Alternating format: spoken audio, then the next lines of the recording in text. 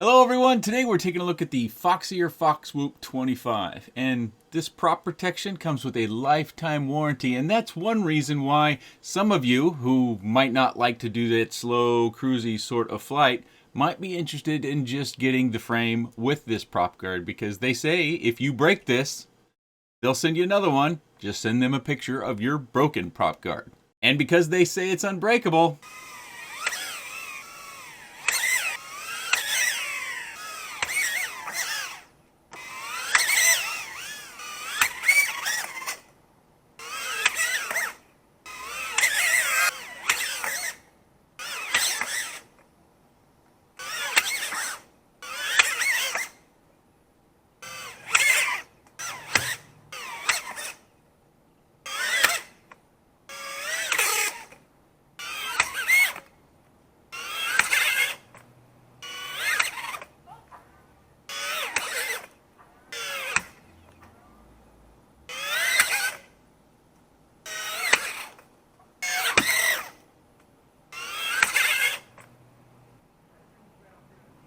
Yeah, I'm durability testing.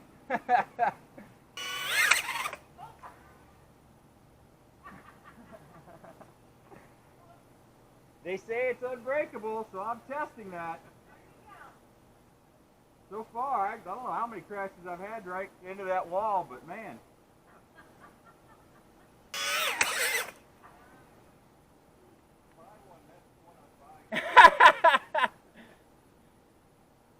I've only had 2 manufacturers tell me that it's unbreakable, and they know what's going to happen when they say that.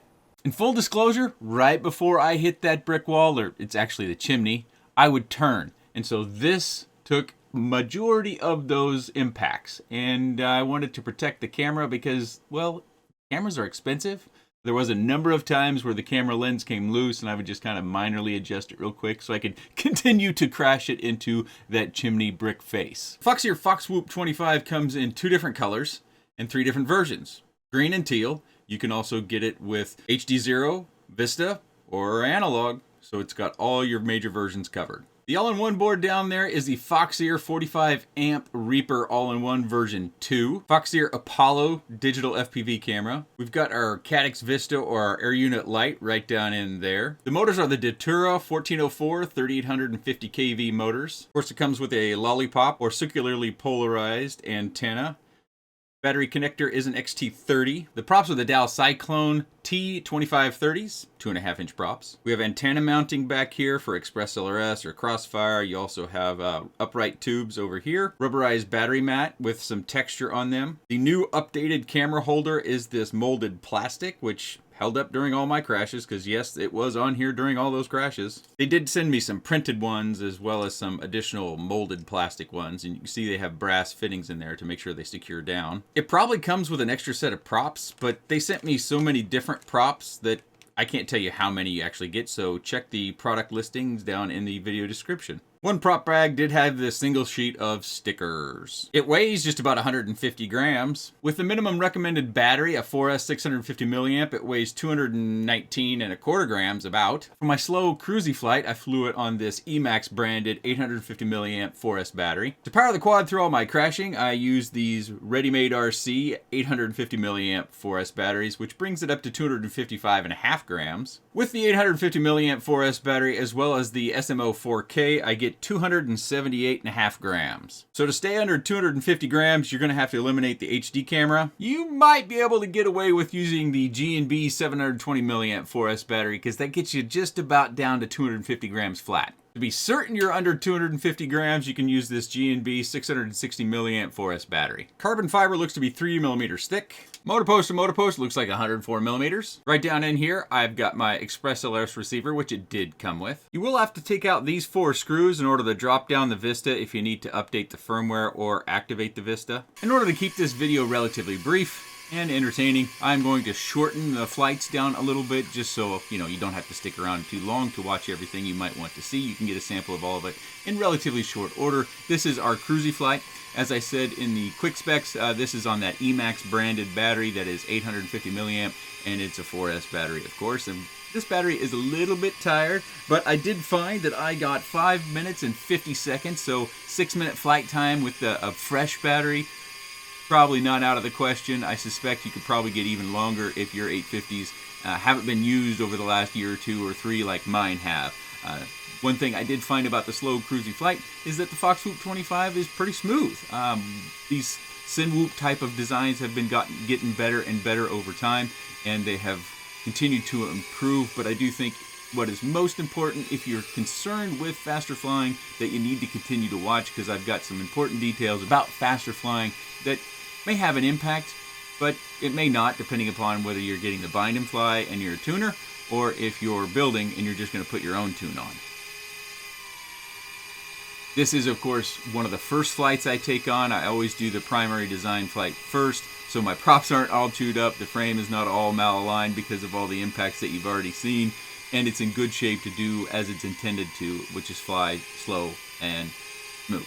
You may have noticed the yard has not changed much, but over the course of this flight and the next flight, you're going to see some changes involved in the backyard construction as that continues to come along. Some might be asking, why are you talking about that? It has nothing to do with the review. Well, I like to include the things that are going on in my life, and according to those people down in the comment section who do take the time to leave comments, which I always appreciate and enjoy reading, I like to share a bit of my life, and you guys seem to be following along. At least some subsection used to appear to be following along, and so I try to share that with you. If you're not interested, just mute me or move forward along in the video to where I'm not talking about those things. You're in control of what you see. I should mention this is without an ND filter on the SMO4K, so this is straight out of the camera. The camera does do a bit of stabilization, although I've got some new experiences with another HD camera here most recent, and I've found that while it does some stabilization, it's definitely not the best stabilization that I've seen when it comes down to the internal gyro or stabilization function. I always like the shot where I get to cruise and the sun is putting the shadow from the quad down on the road. I sometimes get distracted by that. I enjoy watching that for some reason, but I hear I'm not alone. Again, from the comment section, I hear that many of you also enjoy seeing your quad on the ground, or seeing the shadow of your quad on the ground. Let's move forward into what is going to be important for those who want to use this frame and or quad for faster flight purposes. The footage that you're looking at now is from the FoxWhoop Apollo. This is not with the external HD camera. I just went through all my faster flights on the SMO4K and the footage is all messed up. I don't know what's wrong with it. It plays fine in VLC on my computer, but when I throw it into Adobe, it gets all jittery and stuttery, and I've tried a bunch of different things to try to correct that with all the different flight footage that I have of the faster flights. So unfortunately, I'm going to have to skip that because it can skew how you view the quad itself. So I've jumped straight to the FPV camera footage, which is good still because it is the nice high quality DJI stuff, but this is the FoxWhoop Apollo camera view that you are looking at. As I kind of went around that swing set and went to zero throttle as I kind of pirouette through the air, you may not have noticed it, but you may want to go back to it, is that it kind of stutters. The props don't continue to spin as they should to really control the quad. There's a little bit of a wobble in there too. But as we go forward in this and I do the dives over the house, pay attention to the dives, not so much the punch outs. It does everything fine. It just doesn't do dives well. I shouldn't say everything. It doesn't do the dives well. You could see it flutter there. At zero throttle, it fluttered. Now, I did tinker with this. I adjusted the idle speed on the motors. I used digital idle and changed some various values on that. I didn't make it stop, although there's probably something corresponding to not only the idle, but the PID tune itself. So with this particular PID tune, it doesn't do dives very well. It wobbles through the air. So it may require a different tune, or it may require just some higher idle on the throttle, because it did feel like you were almost losing control in the air, which air mode is on. That was the first thing I thought out of the box was, did I forget to turn on air mode, or is my switch not set for air mode to be on? Well, yeah, it is. But it just kind of does that in the air. It just kind of wobbles around almost like you're free falling. Some of you longtime veterans might remember when we were flying and we didn't have air mode in beta flight or clean flight or what have you might have been flying. You had to keep a little bit of throttle on in order to be able to successfully control the quad when you were at that very low throttle stage, because if you went to zero throttle, it would just kind of flop around. So that's kind of the feeling I had whenever I was at zero throttle, is that I didn't have really good control, and I think it has something to do with either the idle speed or the PID tune. I'm leaning towards the idle speed. It does snap maneuvers just fine. Quick flips and rolls, it does that. No real problems. It's just on those longer maneuvers where you're at zero throttle for any real length of time greater than a snap maneuver. But it flies quickly and low on the ground, so if you were to take this out and you were to do some sort of chase scene, this gives you some idea of the speeds that it can produce, how well it can corner if you need to do that in your flight. Unfortunately, I don't have the footage with the SMO 4K on top. Hopefully you can extrapolate when you add weight to a quad, especially a quad that's under, say, a 4-inch prop, that additional weight has an impact. It just kind of slows down its agility just a touch. It shortens our flight time just a touch. And it may also have other impacts, but those are the big points about adding weight to these smaller size prop quads. But that's a pretty good sample of our flight. Our flight time on a 650 milliamp battery without the HD camera comes in at 4 minutes and 10 seconds. They do state that this carbon is Toray T700 carbon with a silky smooth coating, and I will say it is silky smooth, I guess. It is also slightly chamfered on there, and they seem to have some sort of coating on the cut side edge because you really can't feel or see that. But a few minor details. That is not lifetime warranted. The only part that's lifetime warranted is the prop protection, and I did ask FoxWhoop about what it would take to put that warranty into place and for you to get a replacement, and they said only a picture of the broken prop guard would be needed. And I show you this second one just as a proof of concept that I did fly the primary the entire time that I was doing all the crashing and all the other flights that you've already seen, as well as the flights that you haven't seen. One of the things that I found with the repeated crashing that I did into that brick face was that this did deform, and you can kind of see it. Hopefully you can kind of see how this is deformed. I think it was probably taking most of the impacts right over here, which makes sense. We see a lot of prop striking over here. There was even a few of them where I had to squeeze this and reshape this with just my hand in order to get the props to clear. You can see my prop is pretty chewed up there. This one's also pretty chewed up. That prop blade is chewed up pretty good. Oddly enough, this rear one, it's just that one prop blade. That's kind of strange. Oh, I did change this out during the course of those crashes, though, because I blew out at least one prop where all the blades just came off. So maybe that's why this one only has a few big chunks that are kind of taken out of it. But I did have to reshape this, and I could just do that by squeezing my hand. You can maybe even tell while I'm sitting here. This side is still deformed a bit, so probably need to squeeze and pull, get it to reshape a bit. It's getting better, but we could probably get it back to just about perfect. But really, in my testing, I was just wanting to make sure I had clearance so I could continue to fly. I didn't find it flew strangely with this, but of course I wasn't doing a lot of flight testing. I was just kind of circling that little space in the yard and then coming back and smacking it into that brick face. But everything held together well. I even saved the camera by doing that little turn before I hit the brick face, so I didn't hit the camera. Of course, the camera is not part of the lifetime warranty. Really, none of the components outside of the plastic, which I presume is some sort of polycarbonate plastic of some sort, none of that is under the warranty. It's just this prop protection. So don't buy this and think you can crash it to your heart's desire and FoxWhoop will replace it. FoxWhoop will replace the prop guard, nothing else. And I'm sure they'll just send you that, so you're going to have to take everything out and put it all back together. You could run the battery front to back if you wanted, because the battery strap can go through here side to side. I don't think you'd want to do that, especially if you're mounting an HD camera, because then your battery size is going to get very, very limited. But I prefer the side-to-side battery, whether it's on top or on bottom. I just always like how the roll axis works with that, because that's primarily what I'm using the most stick input for when I'm flying, is the roll axis. Carbon's all in good shape. Our plastic mounting up here didn't break or anything.